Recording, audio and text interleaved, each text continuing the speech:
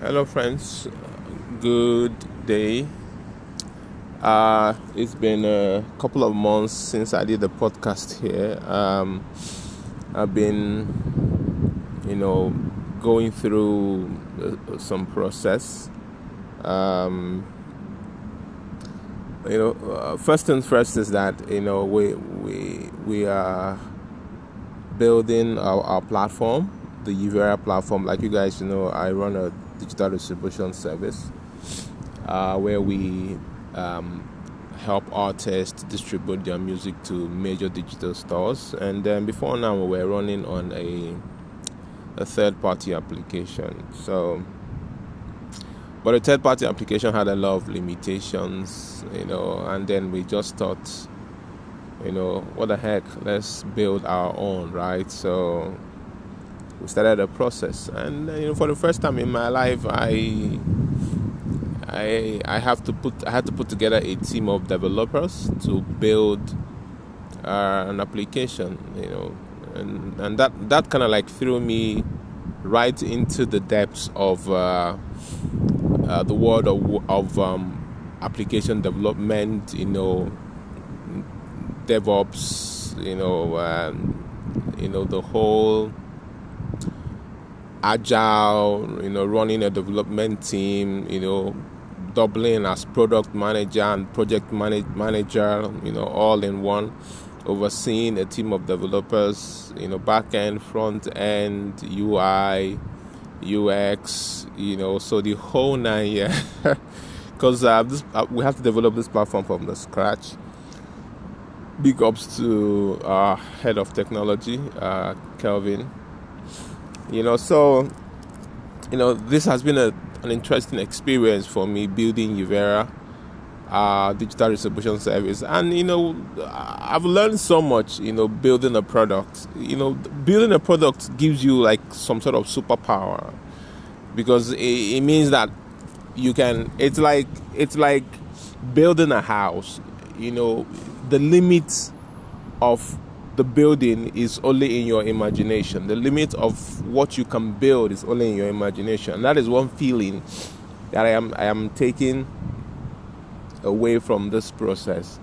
Because as we work with the old platform and we're building a new platform, we are sporting valuable functions that could be added to make the experience better for our users, and then we just keep building up a backlog of what has to be done, and then converting them into tasks, and then giving it to the development team to implement into the application. And the first day we hosted a version of the application on a domain link on a web page. It was really surreal for me, because all the while the development guys would show me on the screen, via a Zoom chat or a Google Meet chat, a Google Meet conference call, and it wasn't seeming tangible, because it's sitting on their local development area, which is their system on the laptop, and then they have to tell me, okay, this is how this works, but when we hosted it on a test environment, and I could, from where I am, go to a particular link and then be able to access the platform. It was a surreal experience. And since then, we've just been adding and removing and adjusting and tweaking. It's a superpower, actually, And I'm super excited with what we're building and what is going to come out of it. So I look forward to it. I look forward to the experience. I look forward to the feedback that people will give us, in that aspect. So that is part of what I've been going on with me here in Dubai, like you guys know. A lot has happened. We have transited from the tourist feeling to resident feeling. You know, when you're still living in a hotel and you know, you wake up in the morning and there is buffet served downstairs, you go and eat. You know, nobody's asking you about power bill or anything. You know, things in the hotel are like literally automated. You know, maintenance know their work, they come and do it. Cleaners know their work, they come and do it. The porters know their work, they come and do it. Everybody's at your beck and call. But once you transit to becoming a resident, you know, it means that you literally begin to take responsibility of the things that hitherto were not your responsibility. All you had to do was just pay, and you know, everything is being done for you. But now, you know, in the past few weeks, we moved into our apartment, you know, and I've had to now start interfacing with service providers, you know, the gas company and their services company. You know, I have to call them, because the first thing that happened was after we bought the gas cooker, you know, we couldn't install it. We had to call, you know, a particular company to come and install the gas cooker for us. I mean, these are things like back home I would normally do for myself, but you know, you're trying to not to incur the wrath of the law or whatever the rules are, you know. It's an interesting thing to live outside your home country, because, you know, you're kind of like treading carefully, you know. So we call these guys, and, you know, we call these guys to come and fix the thing. And it now happened that when the guy came, he came at a time I wasn't prepared for him to come. I didn't have our you know, card, you know, the ATM card or credit card or the debit card, basically debit card. So I didn't have the debit card with me when the guy came, because they said they were going to come on a Monday, but they came on a Saturday. You know, the Saturday that would have led to the Monday, and you know,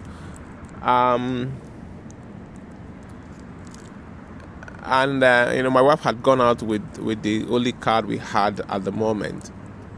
And this guy now comes, and, you know, it didn't occur to me, okay, we really need to pay this guy till after he was done. And was like, oh, the bill. No, he didn't even. Was he done? Yeah, he was done, actually. And then brought the bill, and I'm like, what the heck? How am I going to pay this guy? And I had just a fraction of the amount I was supposed to pay him in my pocket, you know. So I had to like start on, what am I going to do, you know, because I mean, back home I would have said, Ogbeni, go and come back a bit, you know. But I can't tell him go and come back. And the guy was, you know, when you're interfacing with people for the first time, you were a foreigner. I mean, everybody in Dubai is literally a foreigner, apart from the owners of the land. You know, like 80%, 70% of every other person is a foreigner, right? So it was an interesting, you know, interfacing between me and the guy. I had to like, I had about $100 in cash, and then some, you know, UAE money. So I was like, you know, maybe let me just go and change this $100 and see if it's going to be enough to pay this guy. So that's how I ran out of the house, started looking for where I'm going to change. First of all, I tried to see if I could collect money from people around, and I could not get anybody to loan me. You know, I think I needed about 500 dirham. Everything the guy did was closing to about 700.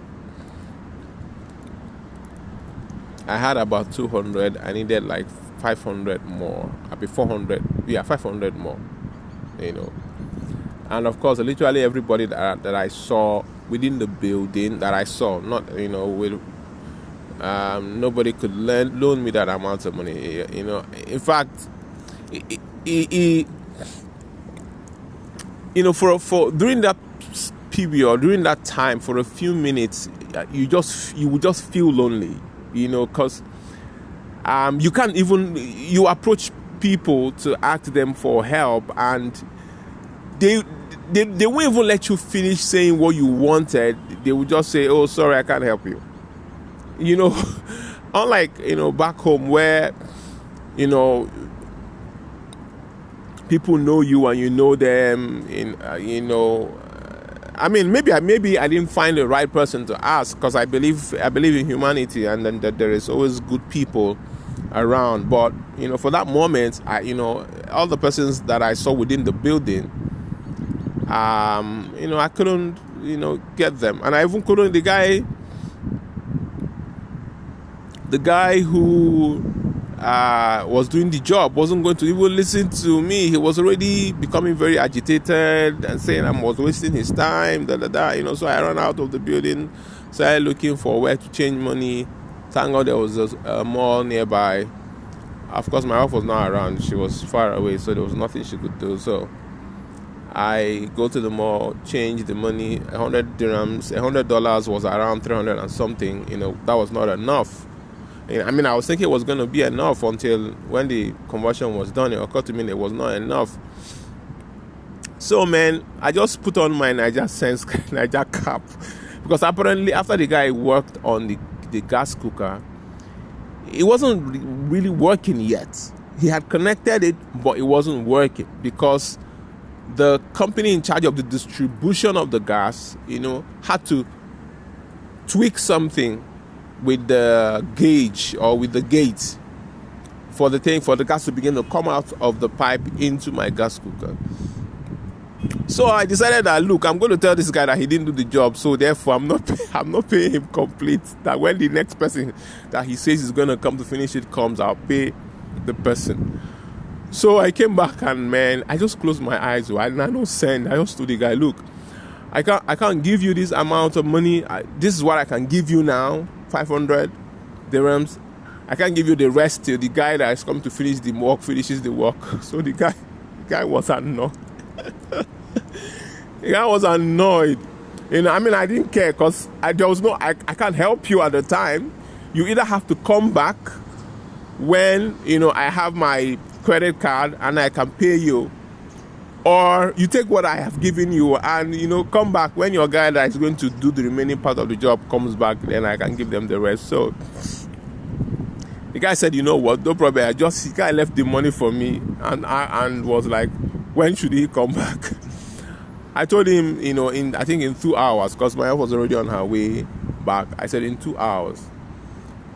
So I now left him and went upstairs, because by this time we're downstairs in the lobby of our building.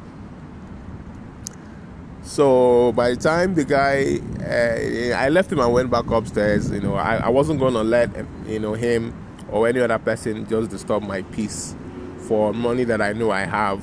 It's just that it's not available now. I wasn't going to take that, so I just left him and went back up.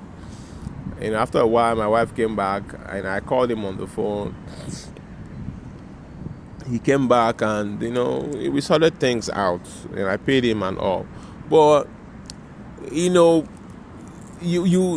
whole trying to integrate into a new community, and in a place like in Dubai, the UAE, where, people are transient, both in their mind and in their attitude.